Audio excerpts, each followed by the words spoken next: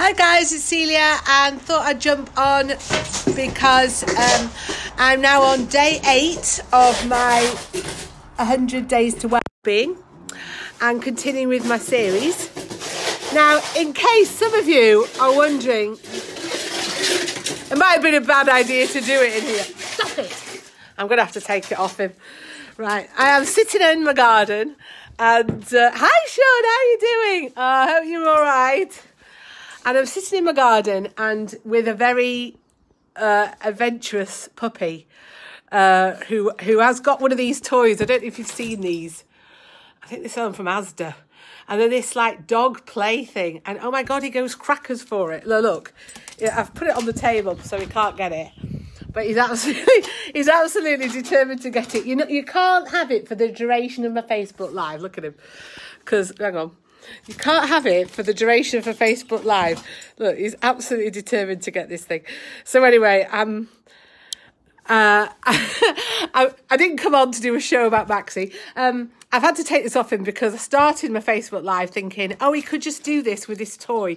And oh my goodness, it scrapes along the ground and it makes such a noise and he's been chewing it and pulling it. And I thought, I'm not going to get anything across here. So you are not allowed this. You're not allowed it. You've got to wait. You've got to wait until you're not having that.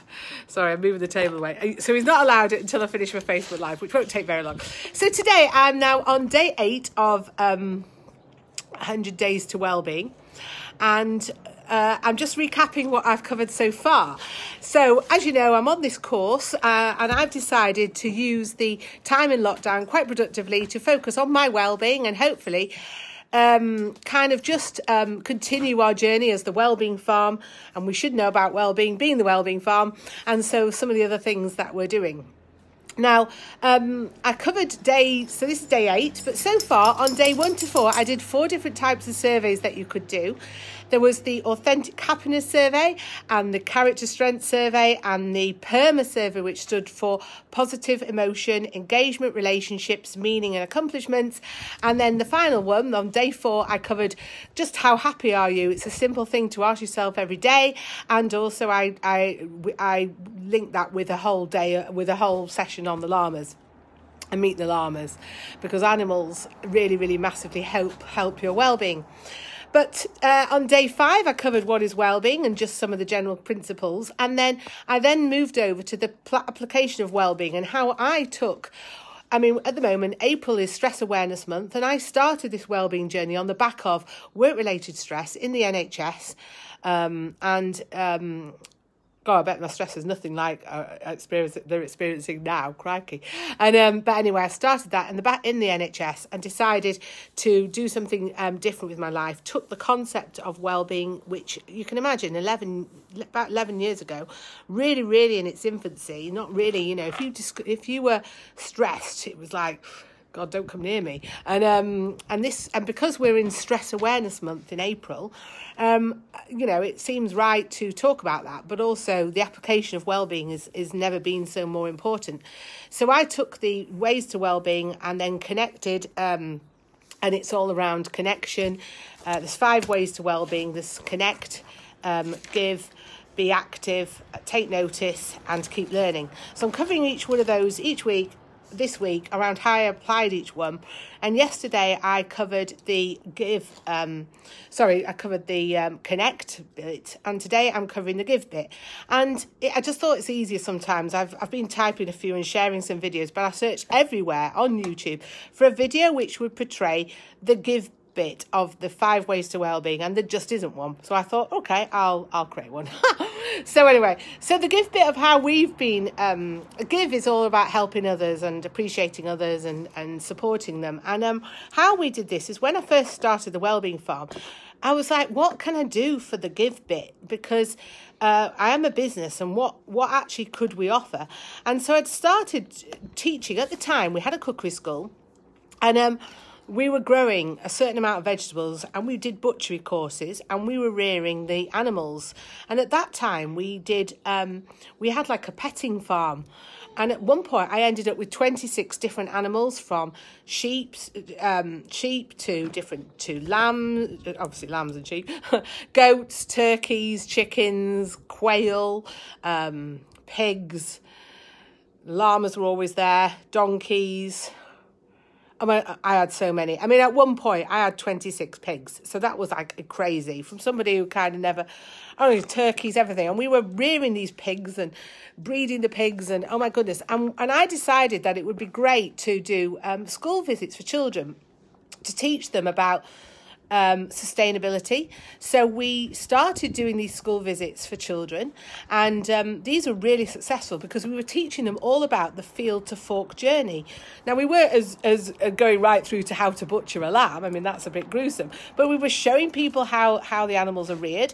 We were then going into the cookery school and cooking ingredients to go talk from the animal to the whole field to plate, or farm to plate, whatever you want to call it.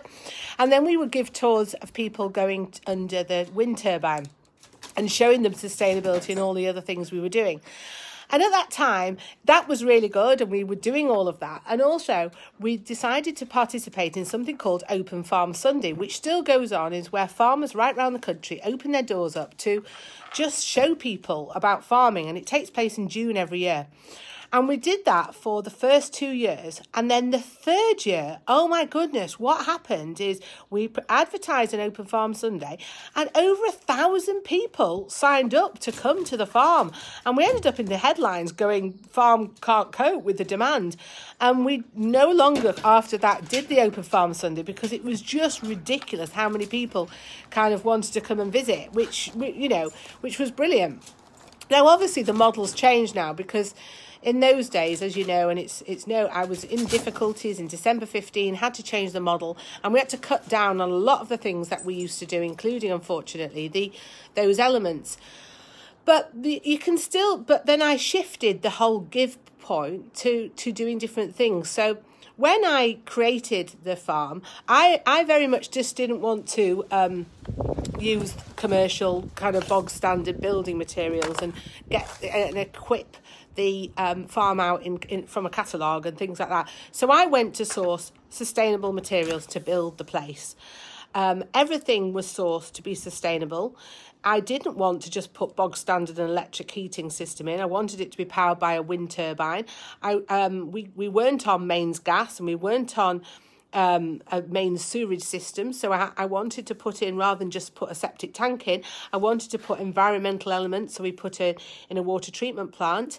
And then of all the other things I did, everything that we had to do was to be sourced sustainability. So from the local suppliers, had to be in a certain amount of radius. From the drinks, all had to be local, but also farm themed, so a little bit quirky.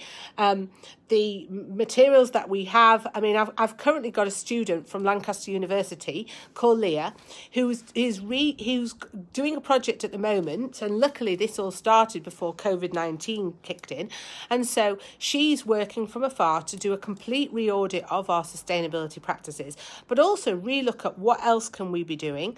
I don't know if any of you have heard about the circular economy, but what else can you do as a business to support the local economy and support the local area? Because for me, that's a really important principle, because that gives back to you as well-being. So we're looking at things like implementing green weddings. She's putting some green sustainable wedding packages together. I have another student called Joe who's doing a similar project but focusing on corporate work. So he's putting a green corporate events package together and looking at well-being days, the concept of well-being days for companies and things like that. And it's all about how we can, as a business, support local people. We do have good relationships with our suppliers. I can see Damien's watching. Hi, Damien. And so we try and help our suppliers out through regular open days where we don't charge for people coming to exhibit. We are going to be hosting a fantastic virtual wedding open day on about the 5th of Sunday, whatever the Sunday is in May, and that's going to be a really exciting, something really different, where we're going to be showcasing suppliers and things on that even more than we've done, and we're going to try a real virtual open day.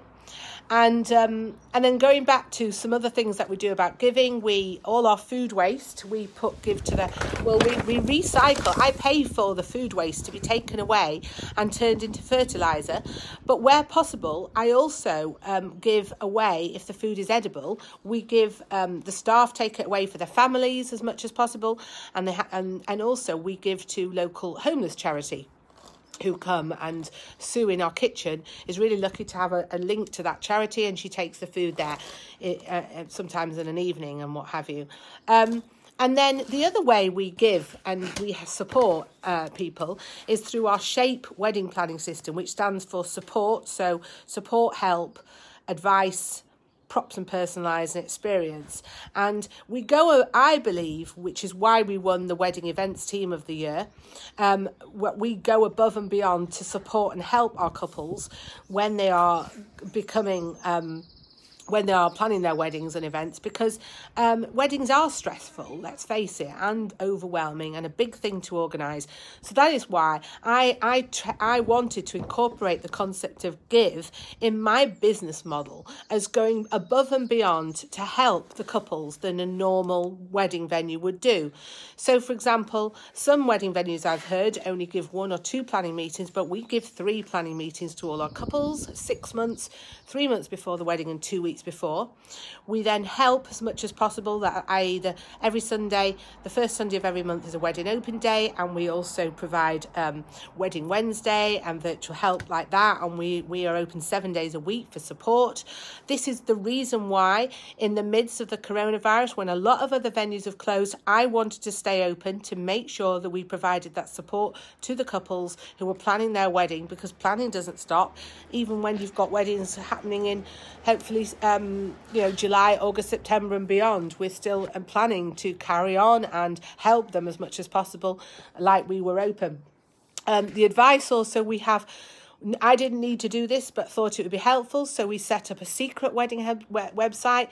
In there are the answers to 250 wedding planning questions. We provide a pack out for the couples to help them, and it includes all sorts of different things around layouts, table plans. We have our on-site prop show, where I continue to search eBay and the internet and Facebook Marketplace and junk shops for props that would personalise and suit the wedding venue as much as we can, and all sorts of things that we have. And then the E is for the experience, and continuing to help couples provide things like providing all the games, providing all of the Baro Llama, the horse trailer, providing wedding backdrops, things that you would need to hire. We provide free of charge within our venue hire, because all of these things make it easier for the couples, but also these give me a sense of well-being in terms of helping people and help them plan stress-free weddings as much as possible, and helping them with how they can organise their events, and as much as possible we try and do for people. So I just thought, in the days of kind of lockdown and we're all here, how else can we do? Well, I mean, connection, we talked about yesterday, is incredibly important to your well-being. And this connection is, I did a Zoom call yesterday with 7 members of my family from Australia to Brighton to Scotland to Cheshire and stuff in between. I'm 6 brothers and sisters and cousins, and it was amazing. And to be honest, I'm going to continue that post-coronavirus, because it was the best thing that we've been able to do. And then today is the giving. So many of people have portraying that sense of real well-being around giving in terms of helping others. Look at the NHS at the moment. Look at everybody who's helping out. But I'm making a point that I'm making sure that my mum, who's on lockdown, Stephen's parents on lockdown, Edward, who owns Barron's Farm, who unfortunately is on lockdown as well, I'm trying to help them by giving them food and organising deliveries and things like that for them. And I'm doing my bit with homeschooling at the moment with my son, who's age 12, who's off.